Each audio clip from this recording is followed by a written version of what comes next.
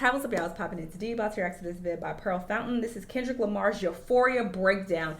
Every Drake diss explained. So when I reacted to the Patrick video yesterday, so many of you were like, nah, you need to react to a different video. Patrick don't know what he's talking about. Because Patrick was saying that, oh, this is a more simple diss track and Kendrick is not going as deep as he usually does. And y'all was like, that's cap.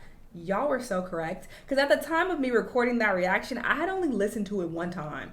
I have now listened to this diss track at least 10 times. So there are so many deeper meanings. Like, I have to give this man his props. I have to give Kendrick his props. And if you are one of those people who are saying that this diss track is mid or it's overhyped, it's blatantly obvious that you just don't understand it, that it went over your head. And this is not to insult anyone's intelligence. It's just a fact of the matter. These rap songs, they go so quickly. It's impossible for us to, detect every single bar and every single double entendre and meaning at first listen. Like, you really have to familiarize yourself with the song to really understand it and appreciate its greatness. And if you listen to it a few times and you still think it's mid or overhyped, you just might be slow. I don't know what to tell you. You gotta be slow, because ain't no way you are listening to this track over and over again and you still are calling it mid, or you're saying that it's not that good. You just might be a little slow. It might be a bit too advanced for you, and you might need to listen to Drake. No shade, but his bars are a bit more surface level. Even Drake's double entendres. Sorry, I'm gonna get to the video. On Drop and Give Me 50, I know that he made a line. There was a line where he said something about, oh, you in my scope, and like inner scope. Like, there was a double entendre there. I'm butchering it, of course. I don't remember it off the top of my head, but that double entendre, I picked up on it right away. So even his deeper bars were still at the surface. So his track was a lot easier to understand. But Kendrick's track, you have to pay attention and you really have to listen to it a few times to grasp what he's saying. And that's just the reality of it. And again, if you keep listening to it and you still like, oh, this is trash, this is not that good, you're slow and you just don't get it. And you're trying to disguise the fact that you don't get it by calling it mid because you don't understand it. That's what that is. Anyway, let's get into this breakdown and hear what he has to say. Let's watch. Kendrick just responded to Drake's push-ups, so you know what time it is. Here's a straightforward breakdown of every single line on the new diss. The whole point of the diss is that Drake is putting on this tough guy persona that really represents everything that he's not. You met a rap artist, she was a scam artist. Just watch this clip of Drake making fun of Toronto slang. Yeah, yo, so imagine like you were going to that and then this seems like the crew. It's not. It's really ignorant. Meanwhile, in his music, he bites every single accent and musical style known to men. Oh! Meanwhile, in his music, he bites every single accent and musical style known. That's very interesting. I've never seen this clip. Are these people his Degrassi his Degrassi peers? Not him trying to fit in and be like, that's so ignorant to talk with in slang. Oh my God. It's not. It's really ignorant. Meanwhile, in his music, he bites every single accent and musical style known to man. Kendrick flips this line. What the fuck is this, 20v1, nigga? To come after his ghostwriting with this line. Ain't 20v1, this 1v20 if I gotta smack niggas that right with you. And the whole song feels like a warning shot that Kendrick knows more about Drake's Diddy-like, Michael Jackson-like behavior. With the name of the song being Euphoria, a reference to the hit show that Drake executive produced with Sam Levinson. That's controversial for really sexualizing high school. Let's go line by line. That first sample at the beginning, everything they say about me is true if you reverse it. Everything they say about me is true! It's a reference to the original Wizard of Oz, starring Michael Jackson. Everything they say about me is true! Oh, I didn't know. Kendrick's trying to remind us that Drake is an actor. He's just playing the part, and he doesn't really belong in rap or the culture. This line, Superpowers get neutralized. is a reference to Drake saying this on For Free.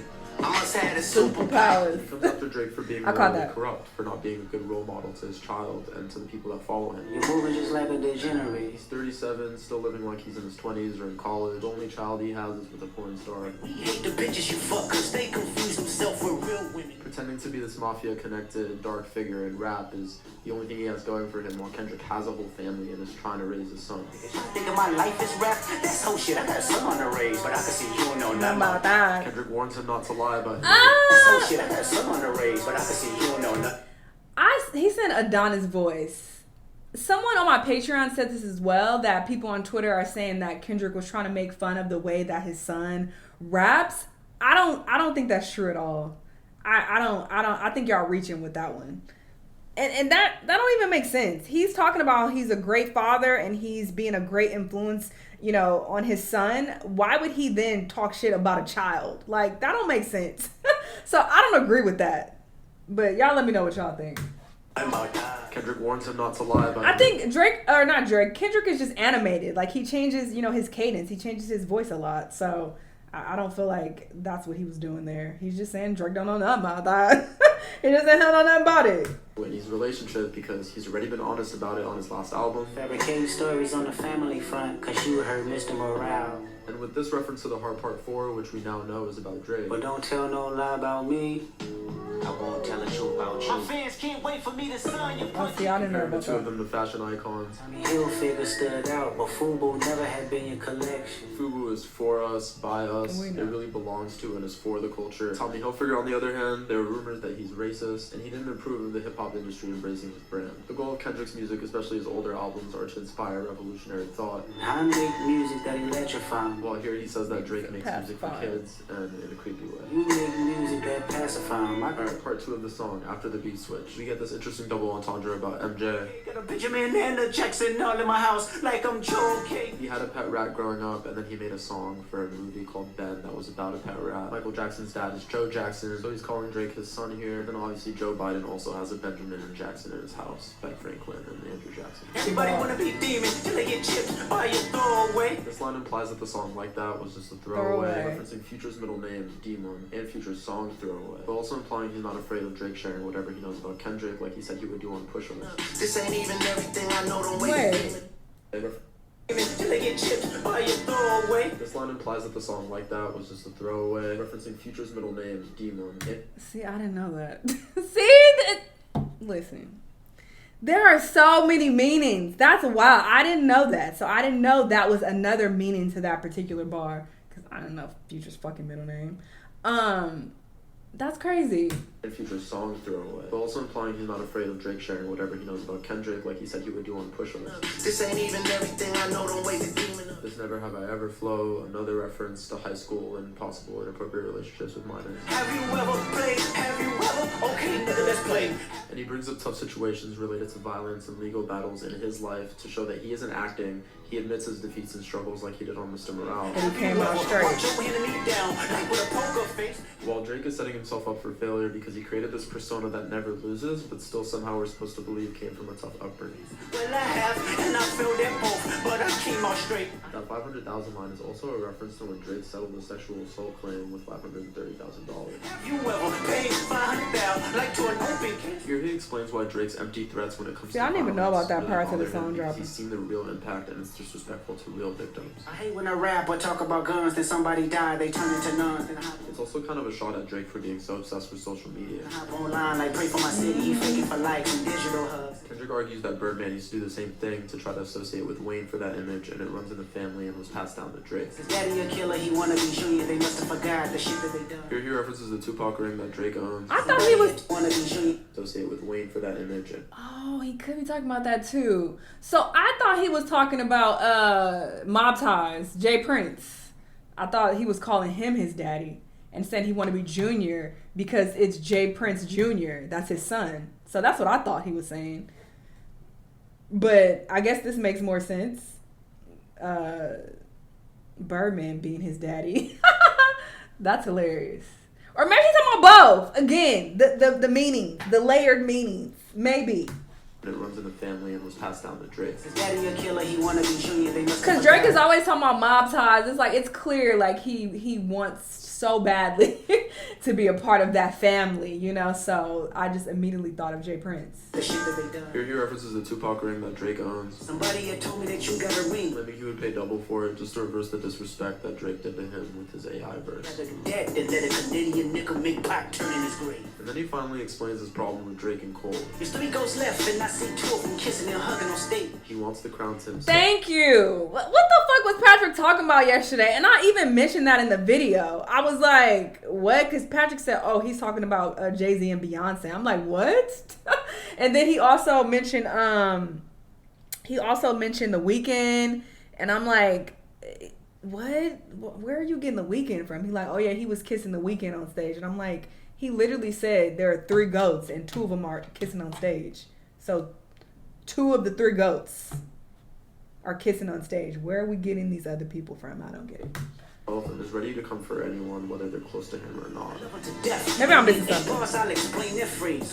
Like YNW Melly allegedly did. I pray they my real friends, if not, I'm YNW Melly. Here he kind of expresses that he doesn't care about the GOAT debate, he just genuinely hates Drake. About who the greatest since always been about love and hate. Now let me say I'm the biggest hater. He hates his persona, he hates the way that his voice changes every time you speak to him. I don't want to talk on no selling. You might be able to sell those accents to the fans, but you can't sell them to country. There's no accent you can sell me. Then he references Drake's beef with Pharrell, which I made this short about that you could watch, but essentially, Drake bought a Pharrell chain at an auction to fuck with Pusha because Pharrell was getting in the middle of the beef, saying he didn't want it to happen. He talked about all that in Meltdown and also wears the chain in his video for Jumbotron Shit Poppin'. Kendrick is basically saying, why are you beefing with Pharrell when you haven't even Meltdown. He's talking about Pharrell? I love that song. And he's warning him that this is going to be a lot tougher than the Pusha beef. You better off spinning again on him when you think about pushing me. Calling Pusha by his government name to compare himself to Terrence Crawford, the boxer. He's Terrence Thorne, I'm Terrence Crawford. Yeah, I'm whooping feet. Whooping feet is LA slang for beating someone up so bad that you knock them out of their shoes. And that line kind of stands out a little bit on purpose, because if Drake has to go look that up, it proves Kendrick's point. It's the point that he makes with the Crody flow. I be a New Hall King eating fried rice with a dip sauce and a blammy, Crody. He lists off all these things that are native to Toronto culture, but just makes them sound really stupid, which explains why Drake didn't feel like he could come in authentically and be accepted in rap. Tell them run to America to imitate heritage. They can't imitate this violence. Kendrick, on the other hand, was past the torch. He represents the West Coast. So interesting. I reacted to a video before this diss track even dropped about Toronto's gangs on my second channel. Go check that out. And I was already talking about how, they trying to seem hard. This don't seem as intimidating. Literally was talking about this like a few days ago. So y'all who are on my second channel, So it's just so interesting that now he's talking about this and he's saying you imitating the culture, the Black American culture, but you can't imitate this violence. Because it's like, and I'm not saying it's not violent in Toronto. I'm sure there's a level of violence, but it doesn't even compare to America, He represents a continuation of a real rap heritage. And obviously, I'm not bragging about the violence here, being proud of it, obviously. But the point is, Drake wants to be hard. He wants to be seen as hard. That's the conversation. So that's when it's like, okay, wait. You come from Toronto and it's not, So that's why the conversation is brought up. This line is a double entendre referencing both facial features because of the rumors that Drake got a nose job and features from artists, which Drake often uses to solidify what Kendrick sees as a fake persona. Yachty can't give you no swag neither. I don't give a fuck about who you hang with. Kendrick doesn't even have any hate for Yachty here. He's just saying that Yachty is the newest rapper Drake is using to stay relevant. And he can't give you swag. This line is a reference to Diddy punching Drake in the face at a party. You gonna make a nigga bring back puff. Let me see if Chubbs really crashed something. He's kind of saying he doesn't even need to do anything to Drake to debunk his tough guy persona because the rest of the industry has already done it for him. He references the rumors about Drake's ab surgery, and V12 is a double entendre here because that's a machine used for that surgery. Didn't tell him where you get your abs from. V12 is a fast. This line was a really clever reference to Control, the first time that Kendrick ever actually called out Drake. As soon as you jump off of that plane, bitch. And he basically listed off all the things you're better off doing than dissing Kendrick. Better off to the skydive at the exit window of 5G. In the rest of these lines, we learn that Drake took out a cease and desist for the song. That's wild. Cease and desist on a like that record. He calls out Drake's. You ain't like that record? When he see you stand by sexy red, I believe you see two bad. Let me know what I missed down below, and as always, subscribe. Wait, I feel like he definitely missed some stuff. But I do feel like he touched on the main points. And look, there were still a couple things that he mentioned that I was like, oh, wait, I didn't know. I didn't know that was Future's middle name. What the hell? This diss track is so poetic. It's so beautifully written. And I have to be honest and say that. And Drake's it just isn't as good, okay? Kendrick won. I don't know what to tell y'all. And some people being like, oh, you so biased. This reaction is biased. This has nothing to do with the bias. This is just me using my critical thinking skills and my ears to dissect what I'm listening to, and that's how I've come to the conclusion. Has nothing to do with a bias. If I was biased, I wouldn't admit that this is a way better diss track than Cole's. And some of you know, J. Cole is my favorite rapper, but Kendrick's diss track is far superior to Drake's and Cole's. And those of you who are on my Patreon, you know how excited I was listening to that diss track, or that whole album rather. But I have to be honest and admit that Kendrick bodied both of them. It's not even fucking close. It's not even close. Kendrick has proven himself to be the GOAT in this situation. He's proven himself to be a better rapper than Cole and Drake. And I have to be honest and admit that. So, biased where? You think I want to fucking admit that? You think I want to sit here on camera and admit that my favorite rapper is not as good as another rapper? I don't want to have to say that. I would love to get on camera and boast and be like, oh, J. Cole is better, and oh, this is not that good. I would love to come on here and downplay it to big up my favorite rapper if it was true. But I'm not gonna sit here and lie to myself. I live in reality. I don't know where the rest of y'all niggas live, but I live in reality, and I can be honest and admit that this diss track fucking eats. Okay, it eats. it bodies what Cole and Drake did. It just does.